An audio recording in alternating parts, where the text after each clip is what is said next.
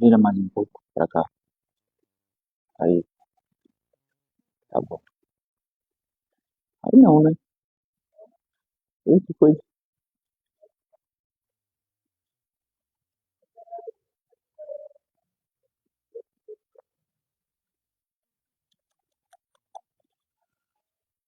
Ah, calma, deixa as pessoas chegar. Você tá olhando? Você tá chegando? Eu sei. Bom dia, vamos. Bom dia, rapaz. Vamos começar então? Vamos virar pra gente começar.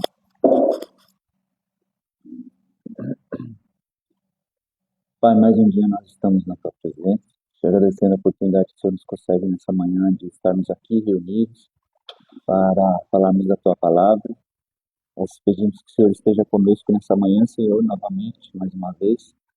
Nós pedimos que o Senhor nos ajude a compreender a sua palavra, abra o nosso entendimento, Senhor, para que possamos compreendê-la e colocá-la no nosso dia a dia, para que nós possamos estar no centro da tua vontade. Nós pedimos, Senhor, em nome de Jesus. Amém. Vamos seguir então o que a gente estava falando.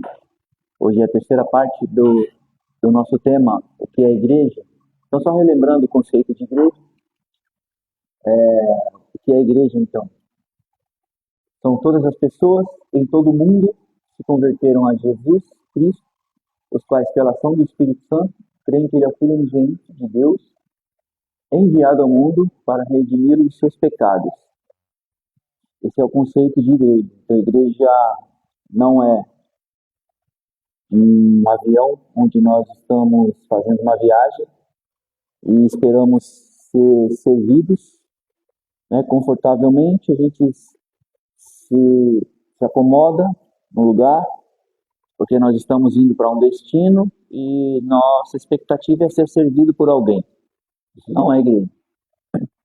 Igreja também não é um elevador onde nós ficamos juntinhos por um objetivo, subir.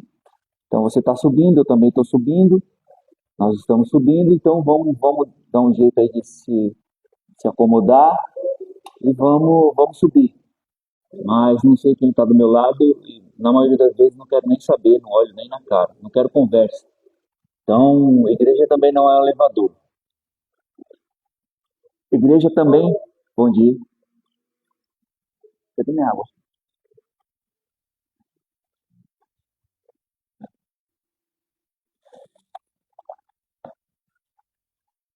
Igreja também não é um clube onde eu frequento uma vez por semana, pago minha mensalidade, busco ter um entretenimento ou algum benefício e terminou ali o momento do lazer, vou para minha casa, só agora vou me preocupar com isso na outra semana.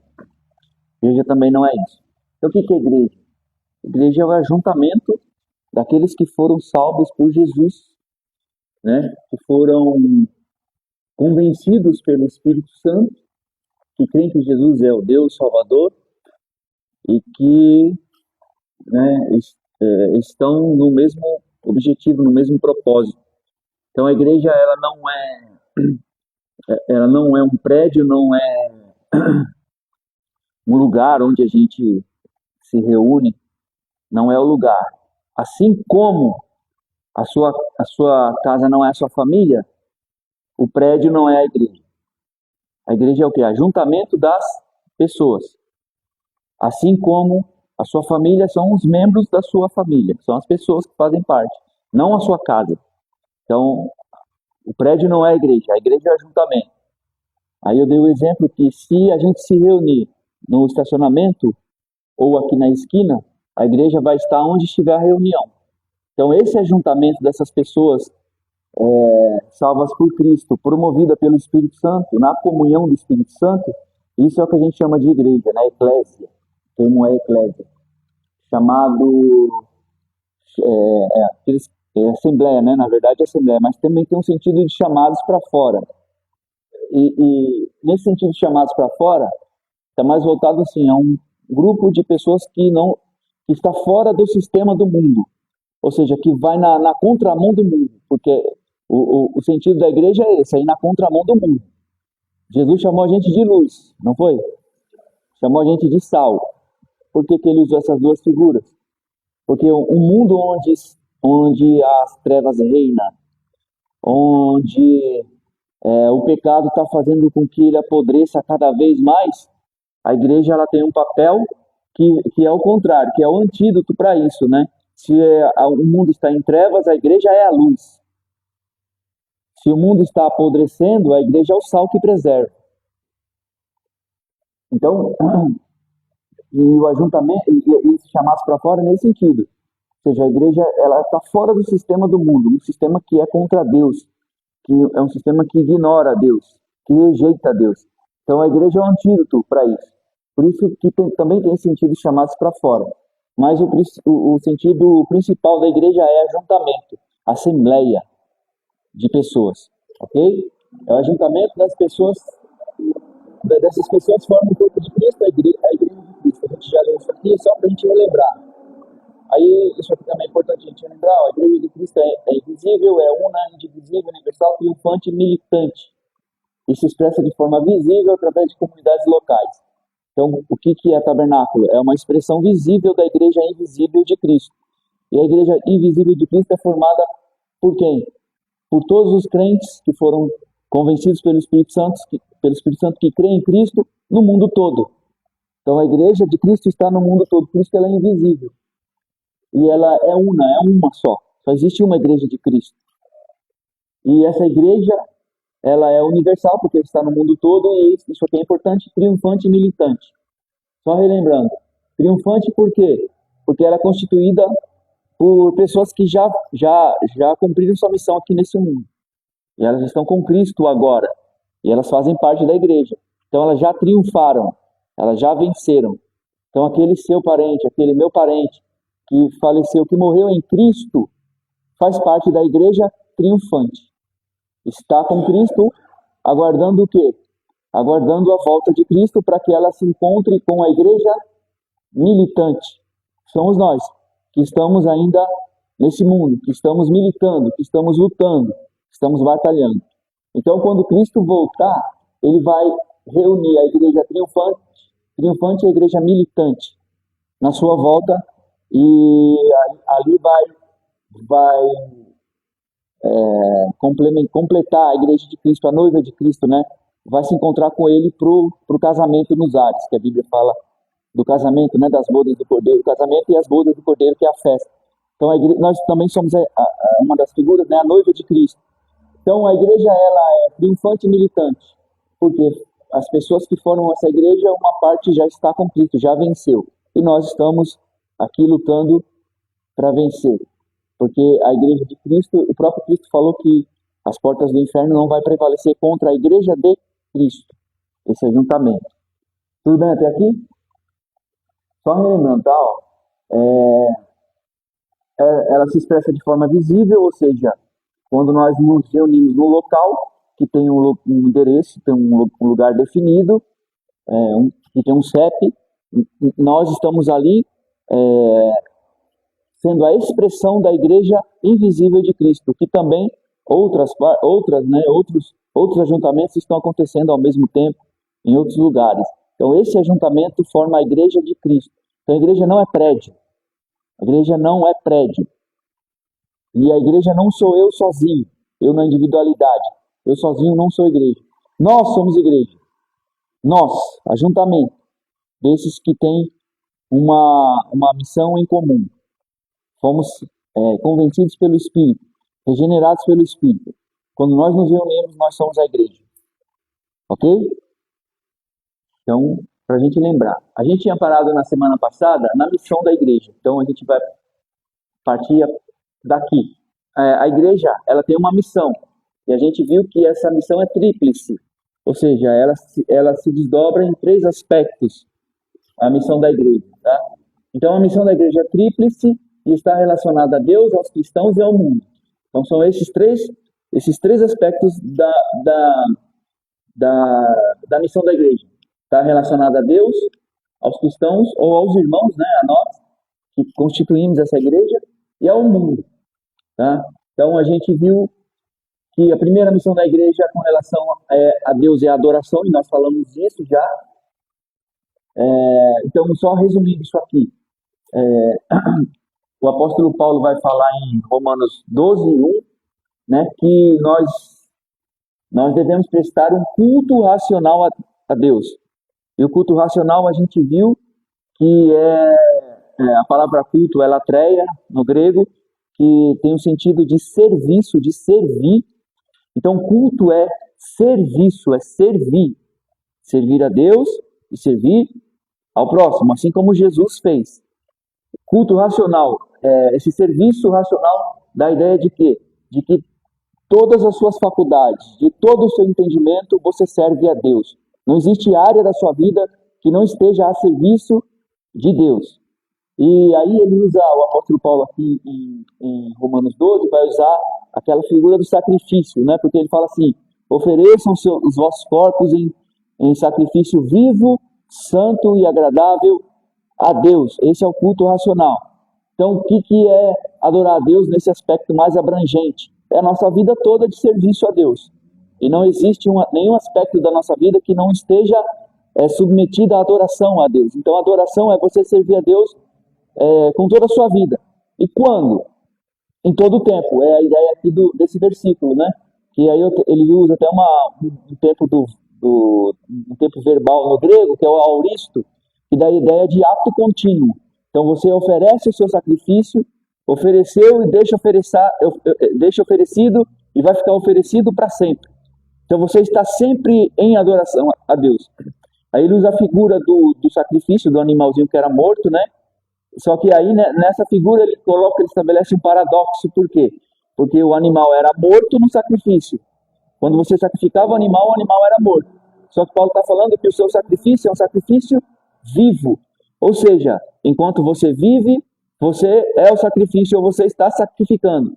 E ele está querendo dizer o que então? Que a sua vida em todo momento é uma vida de adoração a Deus. É isso que ele está falando. Não é só na reunião.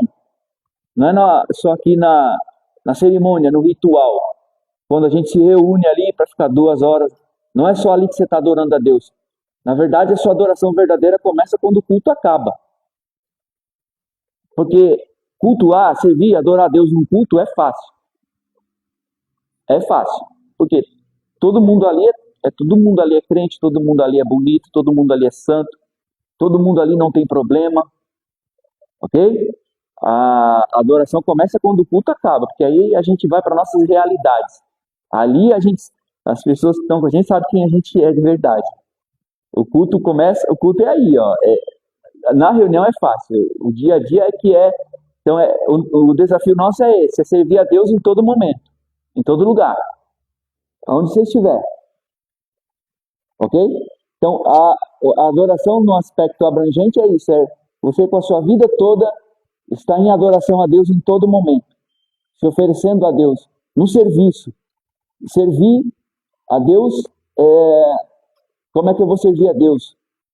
Se Ele está no céu, se eu não consigo ver. Mas talvez eu servindo ao irmão, que é a imagem de Deus, que está do meu lado, talvez ali eu esteja servindo a Deus, quando eu sirvo o meu irmão. Tudo bem?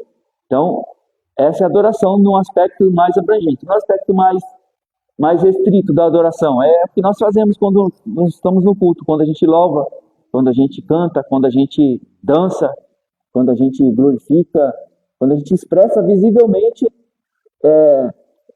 o entendimento do que Deus é. Quando a gente entende o que Deus é, porque a adoração é isso, no sentido mais estrito. O que é louvar a Deus? É uma resposta que você dá diante da revelação que Deus faz de si. Então, quando você sabe, você vê, você conhece Deus, você glorifica Ele, você louva Ele. Por quê? Porque Ele é muito grande, Ele é muito amoroso, Ele é muito além do que a gente pode imaginar. Então, quando a gente se depara com essa revelação, a única resposta que a gente pode dar é glorificar Ele. Louvado seja o Senhor pelo que o Senhor fez, porque eu não merecia, a gente não merecia. Então, a adoração no sentido mais estrito é isso, é uma resposta que a gente dá quando a gente entende quem é Deus, quando a gente entende quando Deus se revela para a gente. a nossa resposta é de louvor. É louvar a Ele, é adorá-lo, é homenageá-lo, é amá-lo, e todos os outros adjetivos que vocês possam dar aí. Então isso é adoração. E quem que está responsável por isso? A igreja de Cristo. A igreja de Cristo, ela precisa adorar a Deus, não só no aspecto estrito, que é no momento do culto, mas em todo momento. A igreja precisa estar adorando a Deus. Então essa é a primeira missão da igreja. Tudo bem? Vocês querem falar alguma coisa? Vocês estão bem?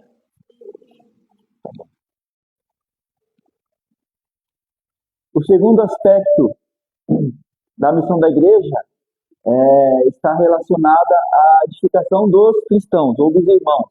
Edificação. Vamos definir aqui o que é o termo edificar. Significa edificar. Edificar significa fortalecer. Significa dar base sólida. Então, a igreja tem a missão de edificar os seus membros. Ou seja, a gente falou também semana passada, vou falar bem por cima. Esse ajuntamento precisa promover o que? Edificação entre os irmãos. E para isso nós temos a mordomia dos dons espirituais e ministeriais, a instrução na palavra, cooperação mútua e a comunhão entre os irmãos. Então veja, nos nossos ajuntamentos nós precisamos ter pelo menos essas três coisas aqui. Mordomia dos dons, que é o serviço. Mordomia também tem o sentido de serviço.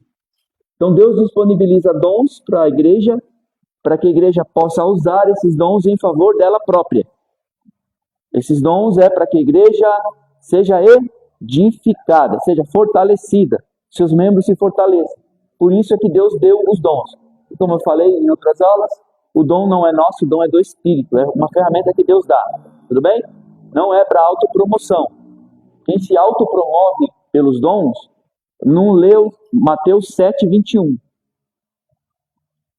Não leu Mateus 7:21, porque quando lê Mateus 7:21, vai entender que dom não é para isso. Dom não é para autopromoção, ok? Instrução na palavra. Precisa ter. Nos nossos ajuntamentos, a gente precisa ser orientado na palavra de Deus, porque é ela que vai nos dar os parâmetros, é ela que vai nos dar a diretriz, é ela que vai nos fortalecer, é ela que vai nos exortar, é ela que vai nos consolar, é ela que vai, às vezes, confrontar. Mas o confronto da palavra de Deus não é para destruir a gente, é pelo contrário, é para nos impulsionar, para nos fortalecer, para nos corrigir, porque a palavra de Deus também corrige. Ok? E precisa ter no nosso ajuntamento instrução da palavra, mas eu vou falar nesse aspecto aqui bastante mais para frente, tá? Relacionada a essa missão da igreja com relação à instrução na palavra. Mas nos nossos ajuntamentos precisa ter instrução na palavra, porque é para a edificação do próprio corpo. E a cooperação mútua e a comunhão entre os irmãos. Comunhão, ter em comum. Compartilhar, não só as coisas, mas em alguns momentos a própria vida. Isso faz parte da missão da igreja. Vamos ver alguns textos aqui que falam sobre isso. Primeiro está em 1 Coríntios 14:26, que vai falar da mordomia dos dons. Olha o que o texto diz, ó. Pois bem, irmãos, o que fazer então? Quando vocês se reunirem, um cantará, outro ensinará, outro revelará, um falará em línguas e outro interpretará o que foi dito, o que for dito. Tudo que for feito, porém, deverá fortalecer a todos. Tudo que for feito, porém, deverá fortalecer a todos. Então, olha só. Olha o uso dos dons aqui, ó. Embora o cantar não seja um dom do Espírito, mas é uma habilidade, um dom que a pessoa tem. Então, um canta, outro ensina, outro revela, outro vai falar em línguas e outro vai interpretar, porque o uso correto do falar em línguas tem que ter interpretação em público. Quando se fala em público, tem que ter interpretação. Se não tem, não está fazendo de acordo com a orientação da Bíblia. Você quer falar em línguas sem interpretação, fale para si só. Ou fale no seu momento ali de devocional. Se é em público, tem que ter interpretação. Tá? Mas quando a gente falar dos dons, a gente vai tratar bem desse assunto. Mas, veja, tudo é o uso dos dons. Para quê? O propósito, então, para quê? Para que Deus deu esses dons? Para que esses dons são usados? Para que todos sejam fortalecidos ou edificados. Esse é o propósito. A igreja precisa se fortalecer. E Deus disponibiliza os dons. O Espírito Santo usa cada um de acordo com a sua habilidade, porque um tem uma parte, um tem um dom, outro tem outro tem outro, e quando isso se ajunta, o corpo é o maior beneficiado, ou deveria ser. Então isso é o quê? É comunhão, é esse aspecto da missão da igreja, da comunhão entre os irmãos, a cooperação mútua, um ajudando o outro, naquilo que precisa, naquilo que a pessoa precisa. E a gente vai ver que não está somente relacionado a questões espirituais, essa cooperação está relacionada a toda a vida. Porque o cristão não é pela metade, a gente tem que entender isso. Quando nós respondemos sim para Jesus, a nossa vida toda está comprometida com isso. Não é só parte dela, como era no paganismo. No paganismo era assim, a pessoa só se relacionava com Deus dele lá, com a divindade, no momento da cerimônia, ou no momento do ritual. Era só naquele momento, então não tinha um vínculo. Então, preciso de alguma coisa, vou, busco a divindade, ofereço o que ela quer, encerrou, agora só aguardar o benefício, vou para minha casa, vida que segue. Só que com Cristo não é assim. Com Cristo não é assim. Você não foi chamado para dar metade da sua vida para Jesus, para entregar metade. Você foi convidado e você disse sim. Agora a sua vida toda é de Cristo. Toda ela. Você é um servo de Cristo. Nós somos servos. Quando a Bíblia usa essa palavra servo, ela está usando de eufemismo. No sentido assim, ela está aliviando um termo ali, porque o termo original ali é escravo. Então a nossa vida toda pertence a Cristo, não é só metade, não é só um pouco. Tudo bem?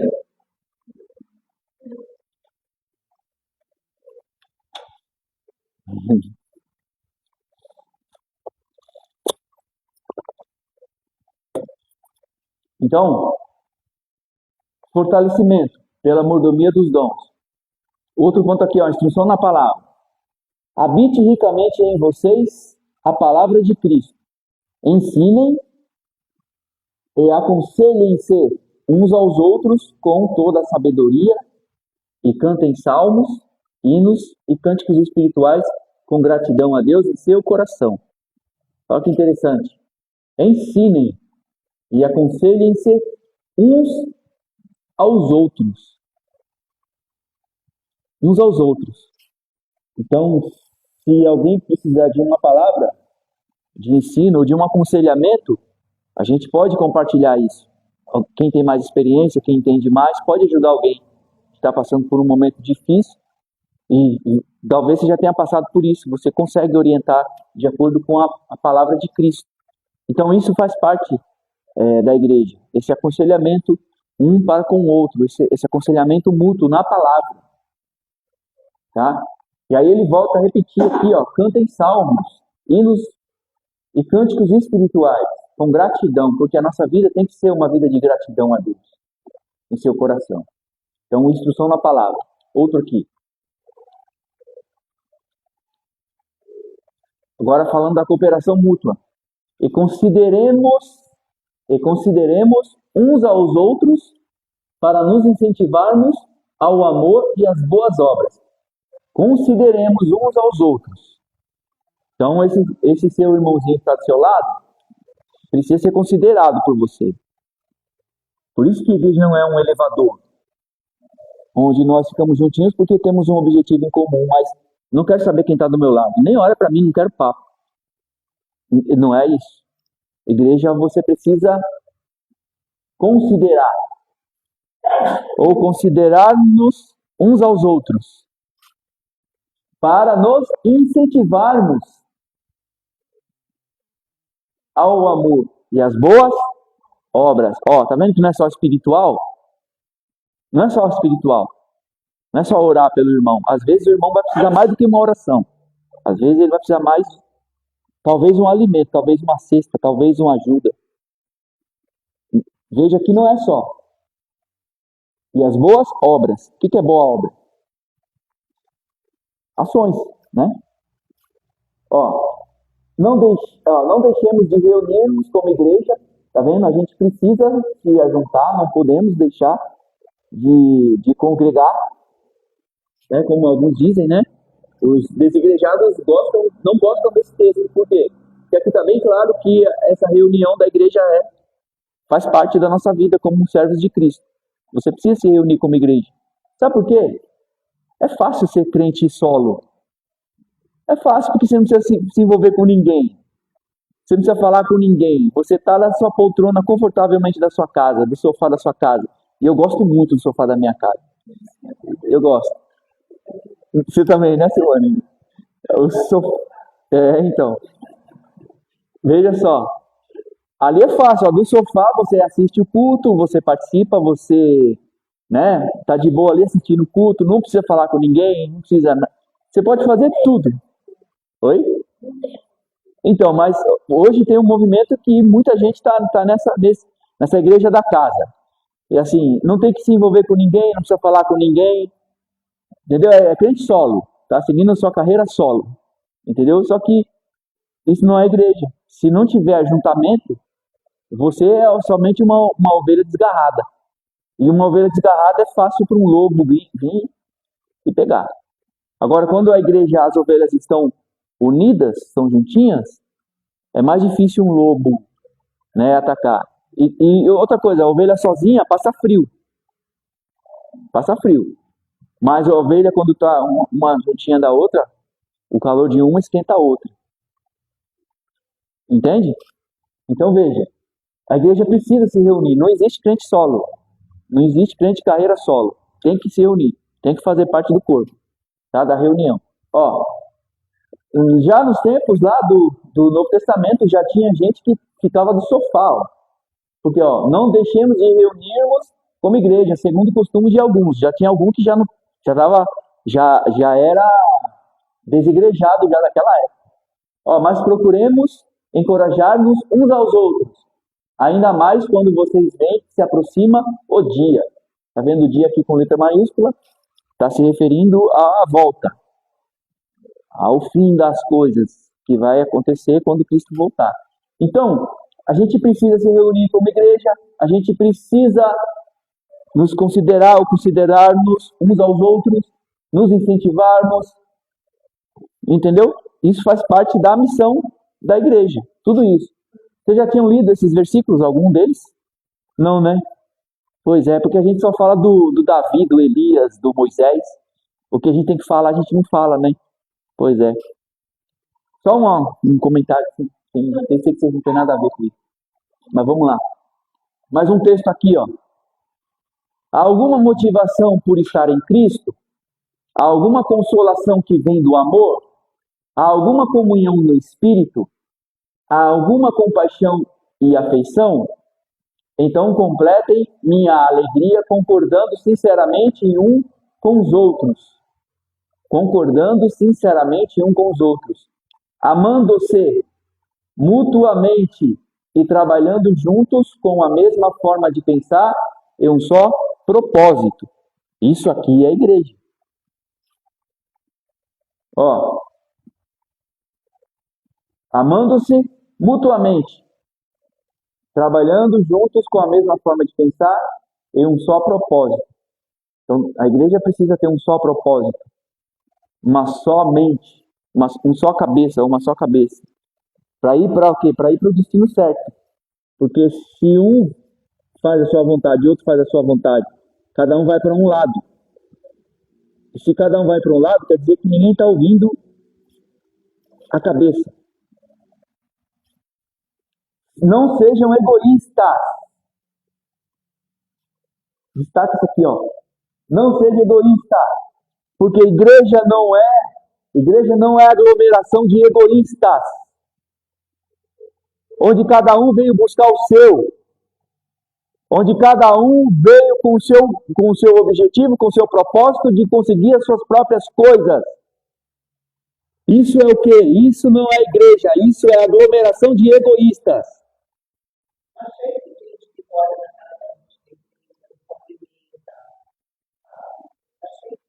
Talvez não tenha entendido isso aqui. Por quê? A ideia é, vamos lá para a igreja, porque eu preciso disso, preciso daquilo outro, preciso daquilo outro. Você está pensando em quem? Em você. Ué. Que para mim a pessoa mais importante no mundo sou eu mesmo.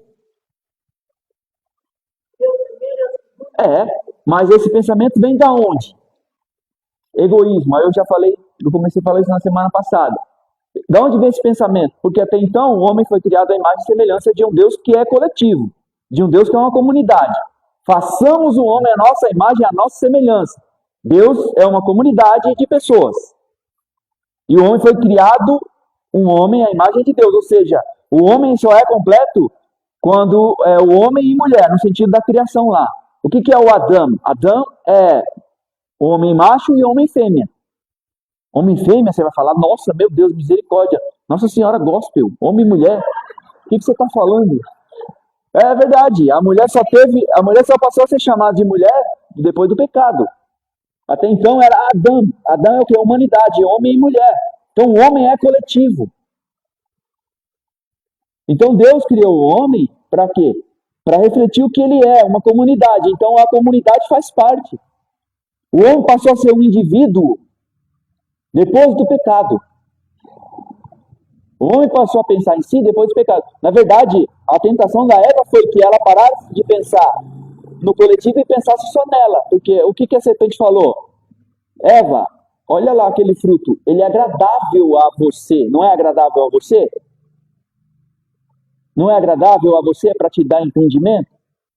Então, quando Satanás tentou Eva, Satanás não tentou Eva ou não convenceu a Eva a ser uma satanista, a adorar o Satanás, a ele próprio, ao Satanás. A serpente convenceu a Eva a ser uma egoísta, a pensar nela si, nela própria. Então, e aí o que é a igreja? A igreja é o antídoto para isso. Enquanto que o pecado do Satanás foi levar o homem para o egoísmo, a igreja de Cristo traz a junta de novo. Traz esse sentido de comunidade, que Deus criou o homem assim. Então, quando eu só penso nas minhas coisas, eu sou um egoísta. Eu não estou fazendo nada além de refletir o homem caído, que não entendeu nada, não nasceu de novo. Quando eu penso só nas minhas coisas, eu estou seguindo o pensamento da serpente. Dá para entender isso ou não? E a igreja é o quê? É ajuntamento. Por que a igreja não é de uma pessoa só? Tem que ter mais gente para ser igreja. Porque é justamente o egoísmo entrou. O Satanás não precisou fazer Eva adorar ela, o próprio Satanás, a serpente. Só fez com que Eva pensasse só em si. Aí já foi suficiente para acabar com tudo. Então a gente não pode ter essa mente de... a própria Bíblia está falando, não sejam egoístas. Não pense só em você. Não busque só as suas coisas. Pensa no irmão que está do seu lado.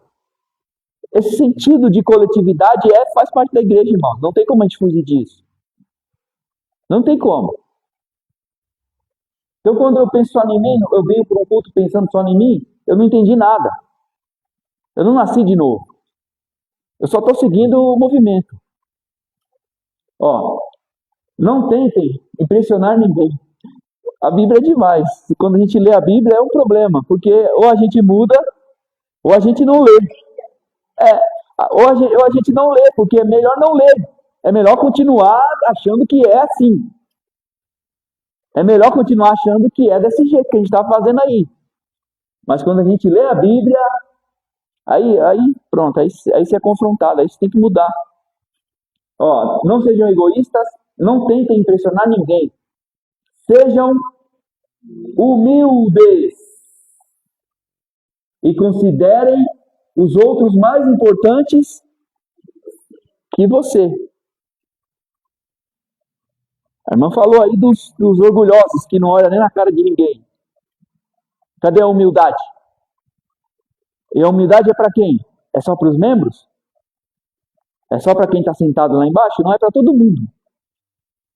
E aquele que tem ainda uma função, que Deus chamou ele para uma função diferenciada, esse ainda tem que entender que ele é o mais humilde, tem que ser o mais humilde de todos. Porque o próprio Deus, que criou o céu e a terra, que criou todas as coisas, se submeteu a vir a esse mundo, a se ajoelhar e lavar os pés de pessoas pecadoras? Quem que eu acho? Quem que eu acho que eu sou para querer ser alguma coisa e querer ignorar vocês? Quem que eu estou achando que eu sou? Se Deus veio aqui e se humilhou a esse nível, a lavar o pé de pessoas que eram pecadoras, que daqui a um tempo iriam crucificar ele. Ele fez isso, e quem eu acho que eu sou para ficar humilhando qualquer outra pessoa porque eu sou um pastor, ou bispo, ou apóstolo, ou semideus? Tudo bem?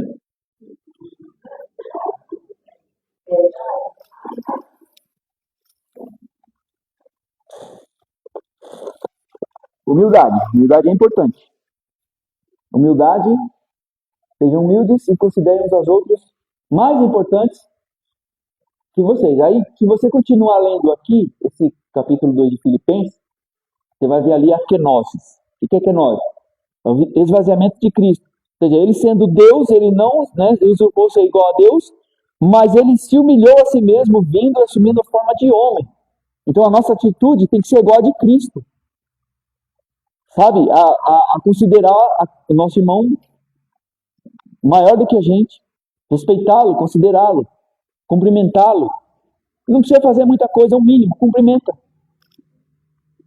Bom dia, Pai do Senhor, como é que tá? Tá tudo sob controle? Precisa de alguma coisa? Ele qualquer coisa, nós estamos aí. Mas o que a gente está vivendo? Aglomeração de egoístas, de pessoas que só querem o seu, porque não entendeu. Tudo bem? Então essa é a segunda missão da igreja. Calma que ainda vai ficar quente, vai esquentar um pouquinho mais. A gente ainda vai chegar lá. Calma aí. A missão da igreja com relação ao mundo, pregação do evangelho. Então, a gente já viu que a primeira missão da igreja está relacionada a Deus, a adoração. A segunda está relacionada à edificação dos irmãos, dos seus próprios membros, né? E aí Deus disponibiliza os dons do Espírito para isso, para que a gente se edifique. E a terceira, o terceiro aspecto da missão da igreja está relacionado com a pregação do evangelho. E isso aqui é muito importante. Isso aqui é muito importante. Por quê? Porque o evangelho, ele se desdobra em aspectos. Não existe só um aspecto do evangelho. A gente precisa pregar o evangelho todo. Ou o resto do evangelho. Mas vamos entender isso. Com relação ao mundo, a missão da igreja é a pregação do evangelho. Jesus disse aos seus discípulos que eles devem fazer discípulos de todas as nações. Veja. Marcos 16,15, o que Jesus disse? Vão pelo mundo e preguem o evangelho a todas as pessoas.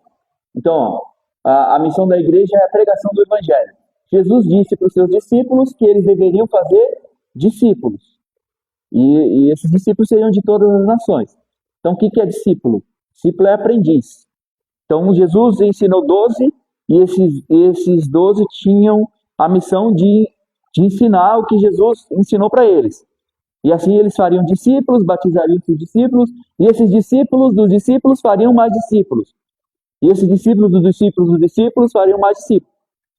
E assim a igreja de Cristo e o reino de Deus se espalharia pelo mundo, formando assim a igreja de Cristo. Então a igreja de Cristo é o quê? O ajuntamento dos discípulos de Jesus. E a partir dessa ordem aqui, o evangelho chegou até a gente. Vocês sabiam disso? Que tudo começou aqui, com essa ordem de Jesus.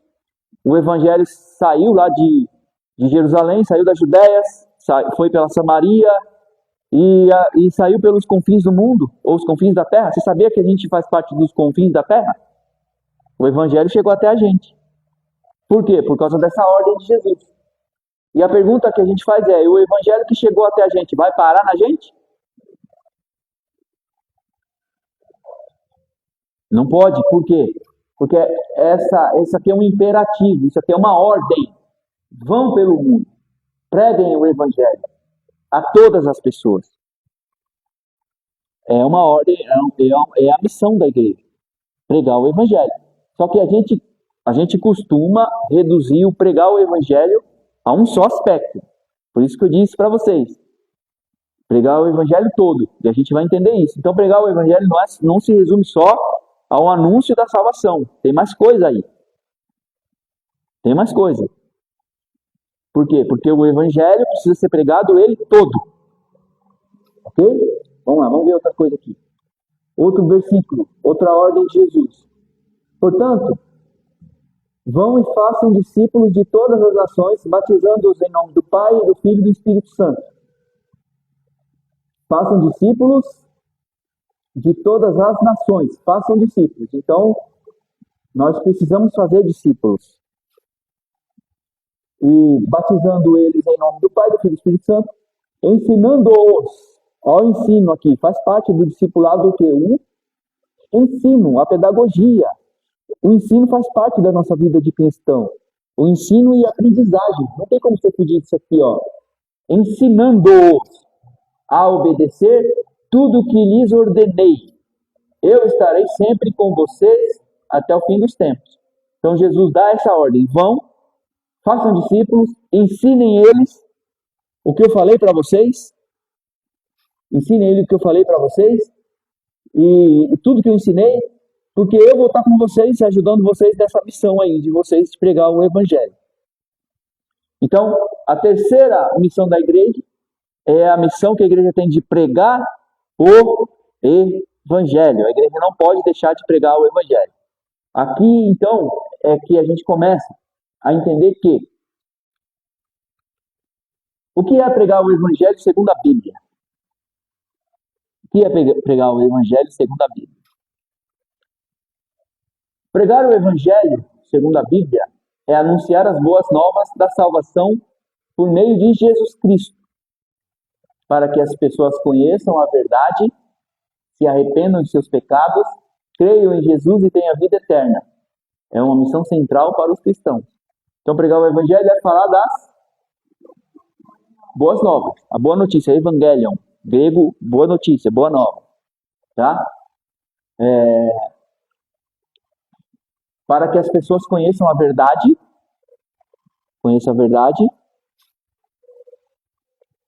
se arrependam dos seus pecados, porque sem arrependimento não tem salvação, não tem perdão de pecados sem arrependimento, faz parte, e arrependimento aqui é metanoia.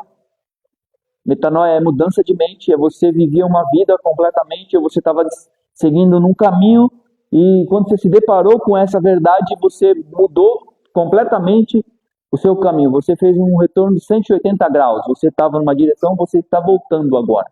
Isso é arrependimento. Você se arrependeu, você não vai mais seguir nesse caminho. Você vai pegar outro caminho. Isso é arrependimento. Então, essa verdade do evangelho vai trazer o quê?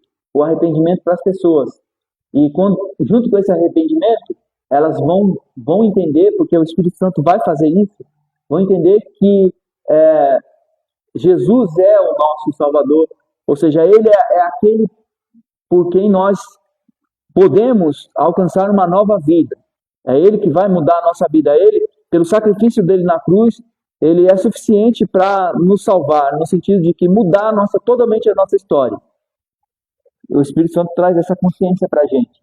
Por isso que o Espírito Santo age. A ação da conversão é obra do Espírito Santo. O novo nascimento, a regeneração é obra do Espírito Santo. A justificação é obra do Espírito Santo. Então, sem o Espírito Santo não tem salvação. Sem a ação do Espírito não tem salvação, não tem convencimento do pecado. Porque a obra do Espírito é essa. Ele veio para convencer o homem do pecado, da justiça e do juízo. Quer dizer, o homem precisa se convencer de que ele é um pecador. E se ele é um pecador, ele precisa de alguém que pague os pecados dele. E quem é esse alguém? É Cristo, Jesus Cristo. Ok? Então a igreja precisa falar isso aqui. Essa é a mensagem principal, ou a primeira mensagem que a igreja tem que falar. Mas como eu disse, o evangelho, ele tem um aspecto, ele tem desdobramentos dentro do evangelho. O evangelho é uma boa notícia, mas existe um aspecto progressivo nessa mensagem, nessa boa notícia, nessa mensagem. E por quê? E aí a gente pode, isso é tema de eu quero falar só disso numa aula, só dessa questão do evangelho, da progressão no evangelho. Que o evangelho ele é da graça, do reino e eterno. São 3 evangelhos? Não. É um evangelho só, mas que tem um desdobramento, ou que tem uma progressão. Ou seja, mais ou menos assim, ó. Qual é o primeiro aspecto do evangelho? É isso aqui. Ou seja, a gente precisa pregar, falar de Jesus Cristo para a pessoa. É o convite que Deus faz para as pessoas, certo? Vocês foram convidados por Jesus. Vocês podem dar uma resposta sim ou não, positiva ou negativa, ok? Vocês deram uma resposta positiva. Então, vocês leram lá Mateus 11:28. Vinde a mim todos que estão cansados e oprimidos e eu vos aliviarei. É um convite que Jesus está fazendo para vocês. Vocês falaram, poxa, eu estou cansado, eu sou sobrecarregado, então eu vou até Jesus. Então você disse sim, você veio. Tá, Jesus, eu estou aqui. E agora, Jesus, o que eu faço? Agora fica de boa aí, tá tranquilo, é só você permanecer aí, vindo aqui nos cursos e tal. É só ficar aí, paradinho, quietinho. É isso? Não. Porque esse é o primeiro aspecto, ou é o primeiro desdobramento, ou é a primeira chamada, mas tem um desdobramento. E esse aqui é o evangelho da graça, ou seja, você entendeu a graça, você entendeu a salvação, um presente que você precisava receber de Deus, você recebeu. E agora? Agora entra o aspecto do evangelho do reino. O que é o evangelho do reino? O evangelho do reino se desdobra no seguinte versículo, Lucas 9:23. Quem quiser vir após mim, negue-se a si mesmo, toma a sua cruz e me siga. Então aí já tem um outro convite de Jesus, ou seja, você veio, e agora? Agora ele está te chamando de novo, para quê? Para você ir após ele, quer dizer, ele está indo na frente, agora você vai atrás dele. Você veio, não veio? Estou aqui, ó. E agora, Jesus? Agora me segue. Me segue. Vem atrás de mim. Porque agora você é meu discípulo. Então você veio, você fazia parte da multidão. Você disse sim, você está aí na multidão, ó. E agora? Agora Jesus está te chamando para ser um discípulo. E ser um discípulo é seguir ele. Como? Como é que eu devo seguir ele? Negue-se a si mesmo, toma a sua cruz e siga-me. E nesse versículo aqui tem muita coisa que daria para a gente falar. Observe que a cruz faz parte da nossa vida. De quem é discípulo, né? Faz parte. Então você tem que pegar a sua cruz e seguir, porque é a sua cruz que vai te identificar como o seguidor de Cristo. É a sua cruz. E o que tem no final o que teve no final do caminho de Cristo quando ele estava carregando a cruz? O quê? A crucificação. Jesus pegou a sua cruz, ó, imagina, Jesus com a sua cruz, ó. Eu estou aqui com a minha cruz, meus discípulos, vocês agora me sigam, pega a cruz de vocês e me sigam. Jesus seguiu o caminho dele. Aonde esse caminho terminou?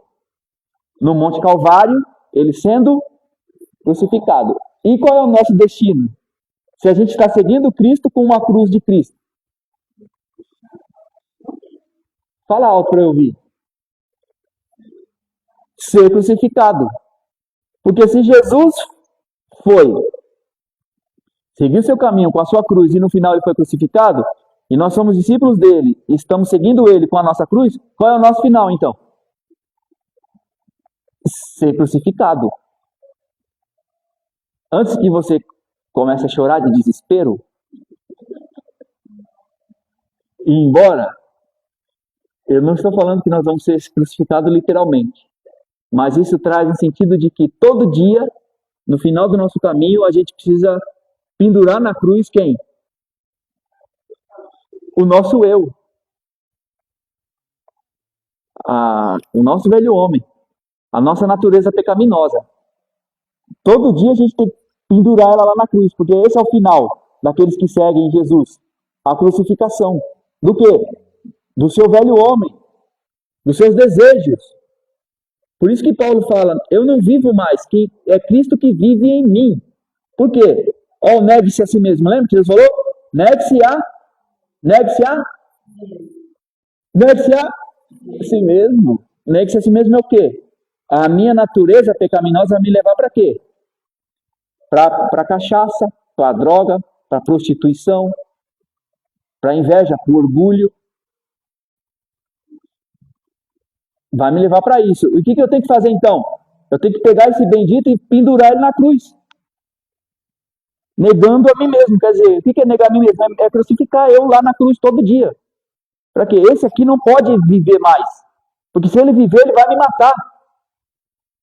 E vai me levar para longe de Deus eternamente. Então esse velho homem tem que morrer todo dia. Por isso que você precisa ser crucificado. Por isso que eu preciso ser crucificado todo dia.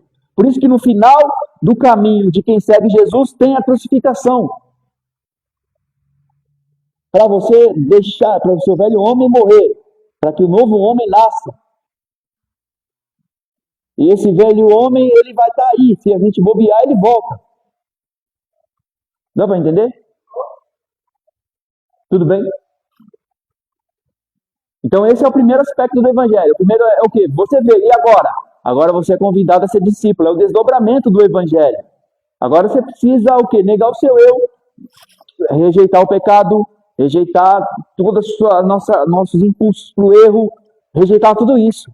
E viver para Cristo, crucificando, matando. Então, talvez seja por isso que a gente não prega isso, porque é difícil. Né? É melhor falar do Elias. O Elias é mais legal. É melhor falar do Moisés, do Davi. Porque essas coisas aqui confrontam, essas coisas não é fácil. Né? O que vocês acham? Não vou falar disso não, mano. Deixa isso pra lá. Não é melhor falar assim? Hã? Eu? Mas eu só tô lendo a Bíblia, eu não tô fazendo nada. A gente só tá lendo a Bíblia. Mas a gente não tá só lendo a Bíblia. É só estamos lendo a Bíblia. A Bíblia na parte certa, né? Precisa ser lida, né?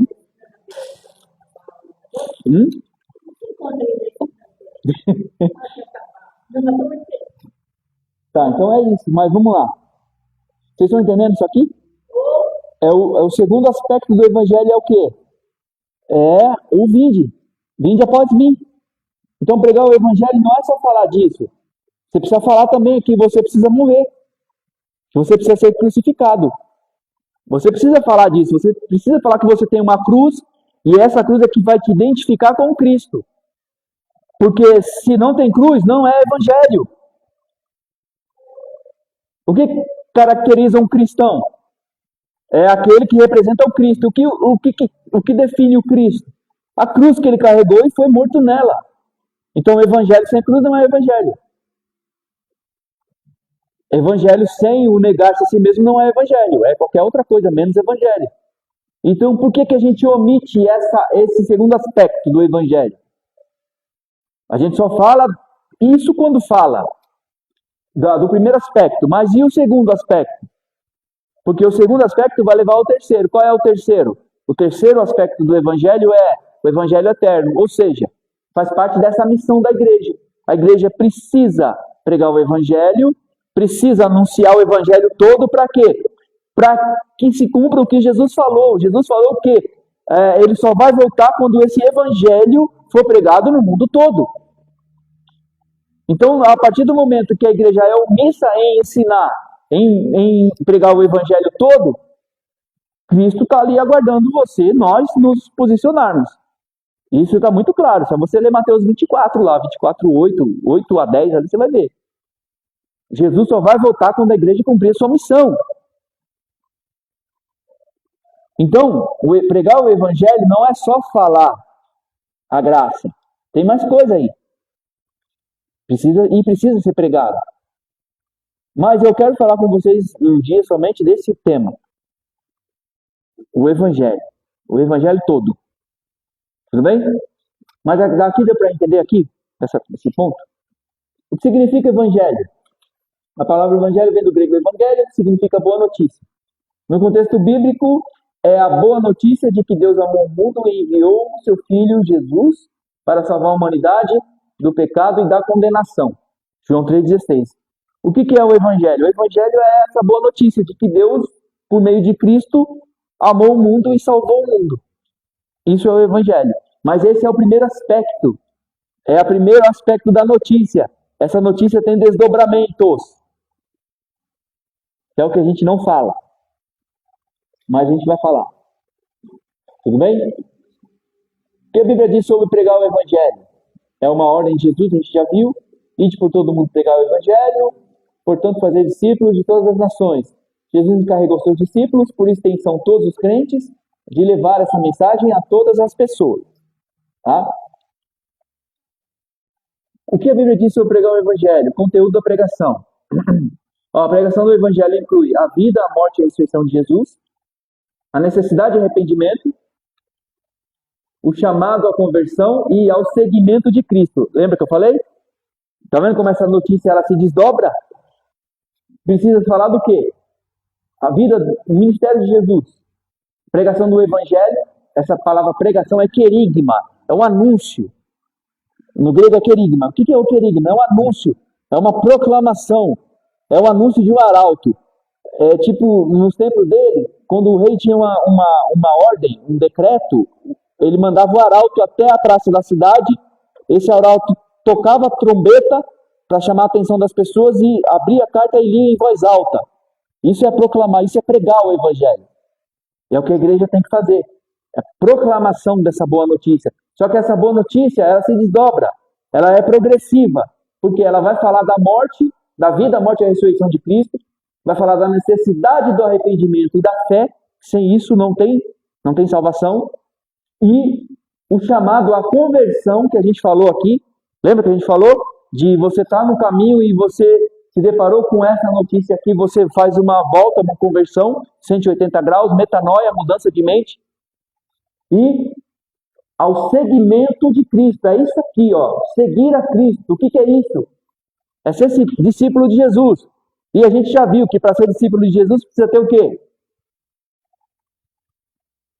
O que precisa ter? A cruz. Cruz. Lógico, é uma metáfora, né? Não é uma cruz literal. Tudo bem? Sim. Eu não vou falar muito sobre isso, porque é um tema que eu vou trazer especificamente, tá? Eu quero ir para a parte final. Não vai dar, talvez não dê. Mas como é que o evangelho tem que ser pregado? Tem que ser pregado, ó, com amor, com ousadia, com verdade e com dependência do Espírito Santo. Pregar o evangelho é cumprir a missão dada por Deus de compartilhar com os outros que Jesus Cristo é o Salvador, chamando todos ao arrependimento, a fé e a nova vida. Nova vida. Precisamos ter uma nova vida. Todo dia em Cristo. É uma mensagem de esperança, salvação e transformação. Nós estamos em transformação. Buscando o quê? Alcançar essa nova vida em Cristo. Isso é um processo diário. Tudo bem? Isso aqui eu vou pular, tá? Eu vou falar disso aqui mais especificamente. Para terminar, eu quero falar sobre isso aqui, ó. O que a igreja é, então? Por fim, a igreja é uma família para Deus. Vamos ver o texto que fala disso. Ó. A igreja, então, é o resumo de tudo que nós falamos. A igreja é uma família para Deus. Olha o que o texto diz. Mas agora, em Cristo Jesus, vocês que antes estavam longe, foram aproximados mediante o sangue de Cristo. Foram aproximados mediante o sangue de Cristo.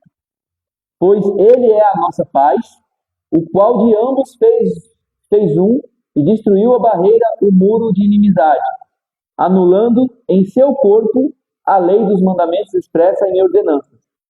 O objetivo dele era criar em si mesmo, dos dois, um novo homem, fazendo a paz e reconciliar com Deus os dois em um corpo. Os dois que ele está falando aqui é gentil e judeu. Paulo está falando para gentil e judeu. Veja que em Cristo as barreiras foram destruídas, ou seja, não tem mais judeu e nem gentil. Agora não tem mais essa barreira de divisão, de etnia. Não tem mais. Os judeus agora não é exclusivo o povo de Deus, não. Agora não tem mais barreira. O judeu e o gentil são povo de Deus. Deus destruiu a barreira da etnia, destruiu a barreira do gênero, não tem mais homem e mulher. Deus não salva só homem. Deus, tudo agora é de Deus, homem e mulher. Não tem mais a outra barreira que é do gênero, da etnia, a barreira etária. Não é só os jovens, agora nem só os velhos, é os jovens e os velhos, e as crianças. Então essas barreiras que dividem as pessoas, na igreja não existe mais. É tudo um povo de Deus. Não existe mais a barreira socioeconômica, não existe mais rico nem pobre, nem livre nem escravo. Agora é tudo um povo só de Cristo. Tanto o rico como o pobre tem que ser tratado do mesmo jeito dentro da igreja. Por quê? Não tem mais barreira. Não tem mais essa separação. Ok? Tudo é povo de Deus. Anulando em seu corpo a lei dos mandamentos expressa em ordenanças. O objetivo dele era criar em si mesmo, dos dois, um novo homem, fazendo a paz e reconciliar com Deus dois em um corpo, por meio da cruz, pela qual ele destruiu a inimizade. Não tem mais inimizade entre esses grupos que eu falei para você. Deus destruiu. Como? Por meio da cruz de Cristo. É tudo um povo só. Ele veio e anunciou paz a vocês que estavam longe e paz aos que estavam perto. Pois por meio dele, tanto nós como vocês temos acesso ao Pai, tanto judeus como gentios. Por um só, é porque é o Espírito que promove isso, a comunhão. Agora, olha lá. Portanto, vocês já não são estrangeiros nem forasteiros, mas concidadãos dos santos e membros da família de Deus. A igreja é a família de Deus, onde não tem mais separação entre rico e pobre, entre escravo e senhor, entre homem e mulher, entre jovem e velho, entre branco e preto. Não tem mais isso, não tem mais essa inimizade. Agora todo mundo, é tudo igual, é tudo junto. Igual no sentido assim, todos estão debaixo do quê? Da comunhão do Espírito. Fazem parte desse corpo. Não tem divisão. Ok? Deu para entender isso? Isso é o quê? Família de Deus. Agora, veja. A igreja é uma família para Deus. Por que uma família para Deus? Olha só. Uma família é um grupo de pessoas que tem uma aliança de sangue devido a uma ancestralidade em comum. Isso é uma família, a definição de família, não é? Ou seja, nós temos a minha família, por exemplo. Falo de mim, da minha parte, a minha família.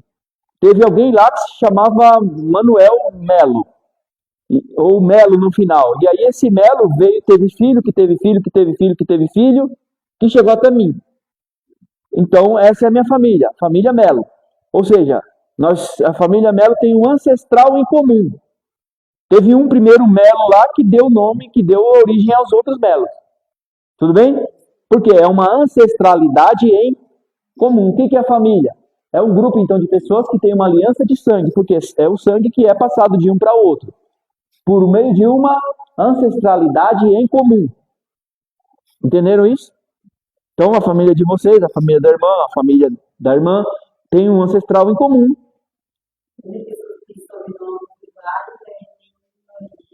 Não necessariamente. Lógico que tem outras famílias que tem um Melo, mas eu me refiro, que também tem Melo, mas eu me refiro que da minha família teve um lá que começou. Esse é o meu ancestral em comum.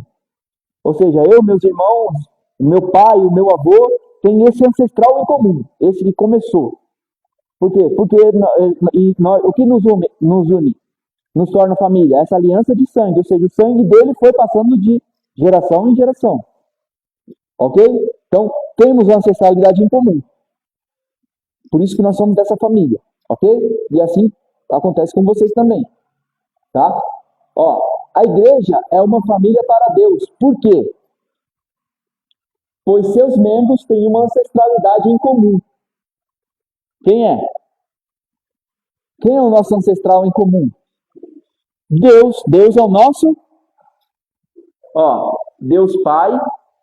Porque Jesus não ensinou a gente a orar assim? Quando vocês orarem, orem assim: Pai meu que está no céu. É isso? Pai nosso, quer dizer, o Pai é nosso por quê? Porque nós fazemos parte da família dele. Então ele é o meu pai e ele é o seu pai também. Então, nós somos a família de Deus que temos um ancestral em comum. E o nosso ancestral é Deus. Deus é o nosso pai. E essa aliança, ó, então a igreja não é um lugar para frequentar, para você frequentar, é uma família para você pertencer. Você pertence à família de Deus. Porque Deus não é o seu pai? É o meu pai também, olha aí. E se Deus é o seu pai e é meu pai, então nós somos? Olha. Quer dizer que nós somos irmãos? Porque eu chamo Deus de pai. Você chama Deus de pai? Chama Deus de pai? Simone, chama Deus de pai? Mancida, Deus é seu pai? Então nós somos. E essa aliança, se a gente é irmãos, e o que caracteriza um irmão? É alguém que tem uma aliança de sangue, ou que tem o mesmo sangue do outro, não é? Então quer dizer que nós somos irmãos porque nós temos uma aliança de sangue. É, não é? Vamos ver. Ó, e como em qualquer família, para fazer parte da família de Deus, é preciso nascer nela. Ou seja, com o novo nascimento promovido pelo Espírito Santo, a nova criatura renasce na família de Deus. Porque não tem como você fazer parte da minha família. Ó, eu gostei da sua família. Não, Rafael, eu gostei da sua família, agora eu quero fazer parte dela. Aí você vai falar, não tem como, meu irmão, só se você morrer e nascer nela. Isso é possível? Não é. Mas aqui, então, isso para você entender que não tem como a gente fazer parte de uma família se a gente não nascer nela. E o que acontece quando a gente diz sim para Jesus? Nós não morremos e nós não renascemos. Então, quando a gente morre nesse sentido, no sentido do batismo, porque o batismo simboliza isso, a morte e o novo nascimento. Então, quando a gente morre nas águas e a gente renasce, a gente já renasce na família de Deus. Por isso que o novo nascimento é importante. Por isso que Jesus falou para o Nicodemos aqui, ó.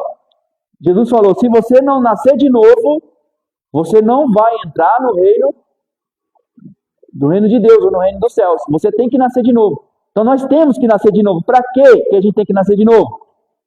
Para nascer de novo na família de Deus. Vocês estão entendendo o que eu estou falando ou não? Então, quem pode ler esse texto rapidão aí? João 3:3, assim. Rapidão, para a gente terminar. Falta quanto? Dá para ler.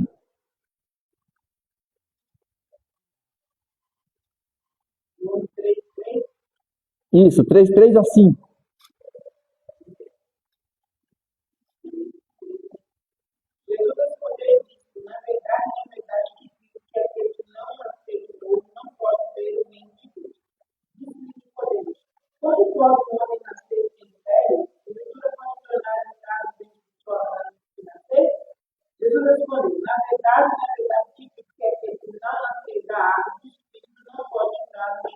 Tá vendo? Tem que nascer de novo, tem que nascer da água do Espírito. E quando você renasce na família de Deus. E quem promove isso é o Espírito Santo. Ele promove o novo nascimento.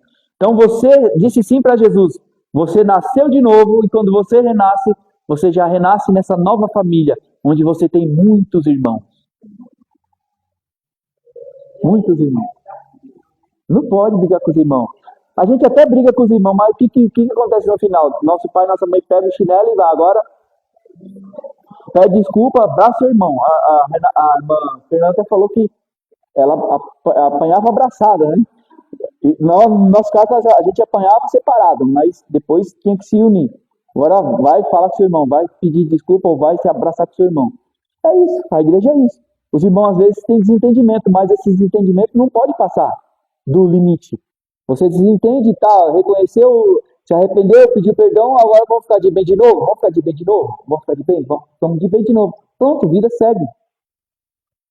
Por quê? Porque nós fazemos parte da família de Deus e o nosso Pai é Deus. O nosso Pai nos ensina, falou, peraí, como assim os irmãos brigando? Bonito pra cara de vocês, né?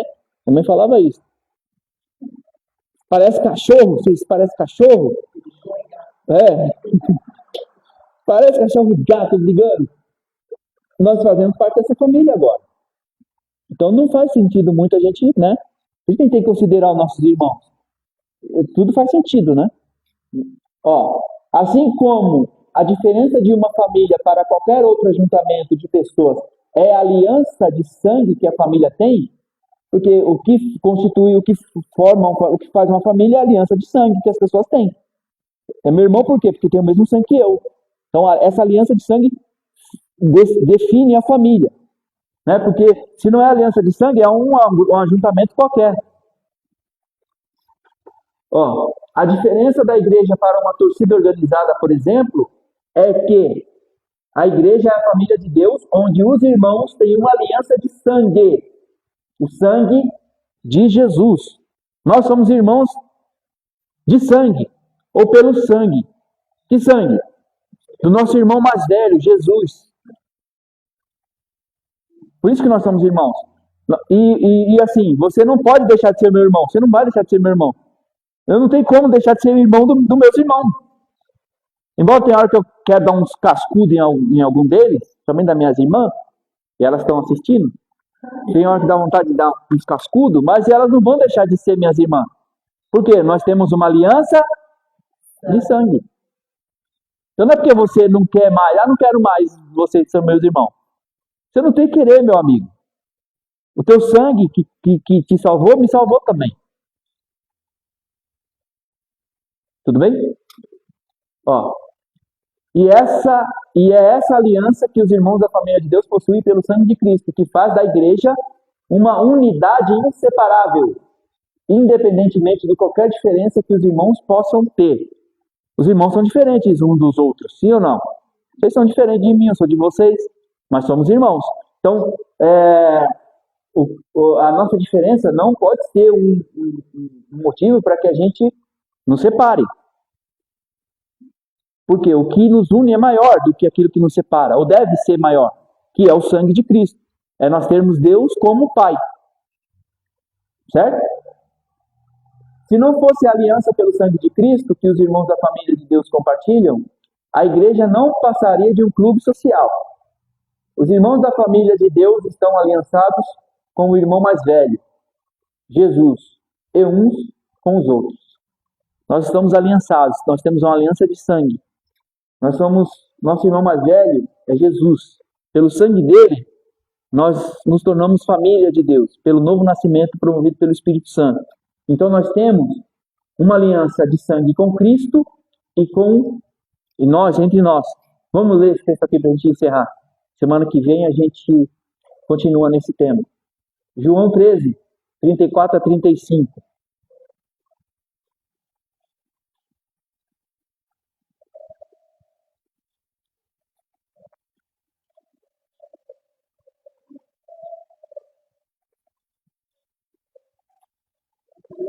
Pode.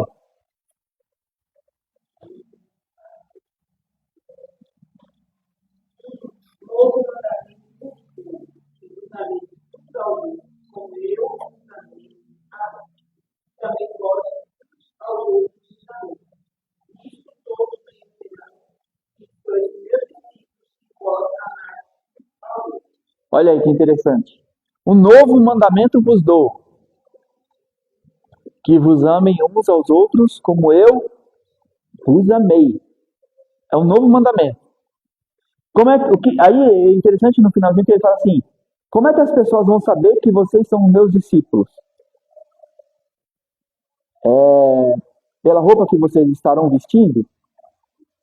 Pela barba que vocês terão ou não terão? Não. É pelo que mesmo, Simone? O que ele fala aí?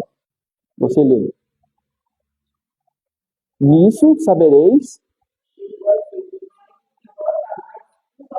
Então, é nesse amor de fraternal de irmãos que vai mostrar para as pessoas que nós somos discípulos de alguém.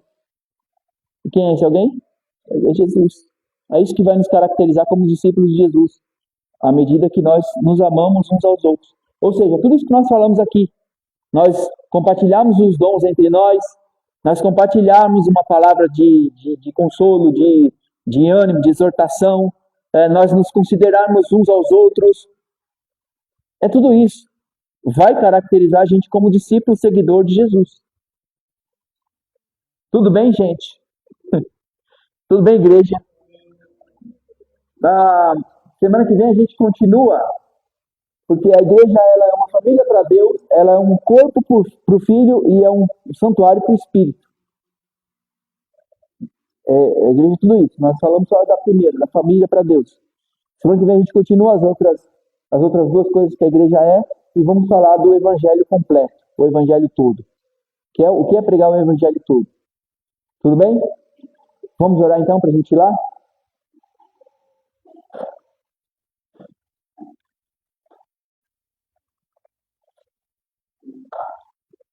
Espero vê-lo semana que vem, novamente. Vamos continuar. E essa aula, lembrando, por enquanto, continua gravada lá no Instagram. Se quiser ver depois, é só acessar lá no Instagram, tá bom? É isso aí. E não vamos esquecer de tirar foto e tomar café lá embaixo no final, tá? Por favor. A pastora Silvia tinha falado de um chá de bebê.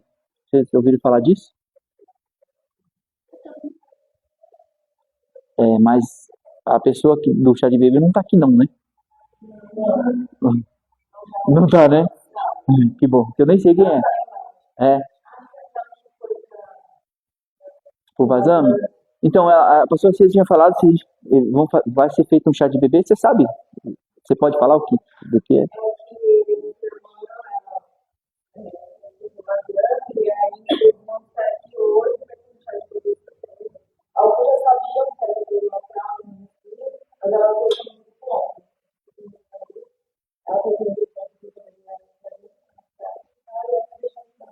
Não deu tempo, né? Mas será que pode trazer semana que vem?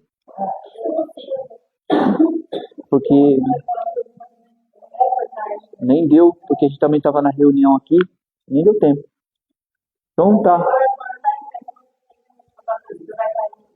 Quem puder então trazer uma fralda, é uma fralda, né? O lencinho. Tá. Então tá bom. Então, beleza. Então é isso. Recado dado. Vamos orar. Então pode orar, irmã Rafaela, já que você está falando aí.